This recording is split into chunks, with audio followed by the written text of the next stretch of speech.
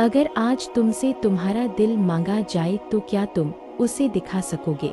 क्या आपके पास वाकई दिल है? ये सवाल किसी आम इंसान ने नहीं, बल्कि दिलों के इलाज करने वाले मशहूर इस्लामी स्कॉलर इमाम इब्न अल-क़य्यिम रहमहुल्लाह ने उठाया है। वो कहते हैं, अपने दिल को 3 जगह तलाश करो, जब तुम कुरान पढ़ते या सुनते हो, जब अल्लाह का जिक्र होता है, और जब तुम अकेले होते हो, सिर्फ तुम और तुम्हारा रब। अगर इन 3 पलों में भी तुम्हारा दिल नहीं पसीजता, आंखें नम नहीं होती और रूह अल्लाह की तरफ खींचती नहीं, तो यकीन मानो तुम्हारे पास दिल है ही नहीं। फिर अल्लाह से दुआ करो, ए अल्लाह मुझ पर रहम फरमा और मुझे दिल अता फरमा, क्योंकि बिना दिल के तो सिर्फ एक चलती फिरती लाश बचती है।